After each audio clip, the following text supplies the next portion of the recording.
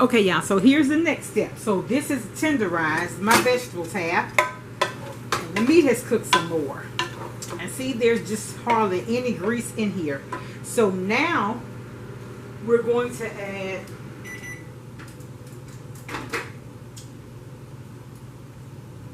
I have 3 pounds of ground beef. I have 2 and 4 cups of water. I have 6 and 3/4 cup of milk.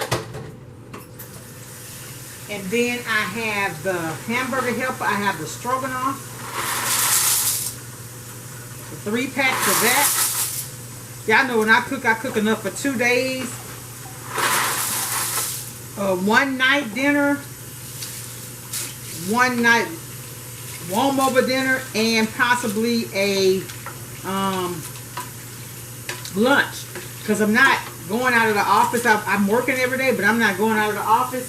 So I'm preparing enough food at home to have for lunch. Now I have eaten out a few days, but now they say this is the critical week. I have to go to the store to do some Easter shopping. I don't want to do that, but I am. And since I'm working, the only day I can go early is Good Friday, so I may have to get up early Good Friday and go. I already did. I'm doing ham, cornbread dressing. My son don't like dressing, so I usually do potato salad anyway, or I may make him the broccoli rice casserole. I haven't gotten many views on the broccoli and rice casserole because for some reason it don't show up good on camera. But if you're looking for a side dish for your holiday, try that broccoli. It's ground beef, and I'm going to link it. It's a ground beef with broccoli casserole, broccoli and rice casserole, and it's made with cheese whiz and cream of mushroom soup. Y'all, I cooked that one time, and the man come back through there at a job. The man was licking it with his finger. It's really, really good. It's really, really good.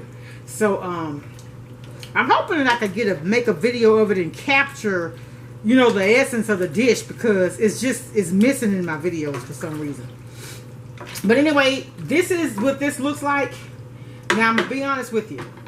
I usually go in with a little more seasonings. Everything but salt, though. I'm not going to add any more salt. Because, like I said, those prepared dishes are loaded with sodium. So, you really don't want to add any more sodium to that. If anything, I do like a splash of Tony's. Just a splash, though.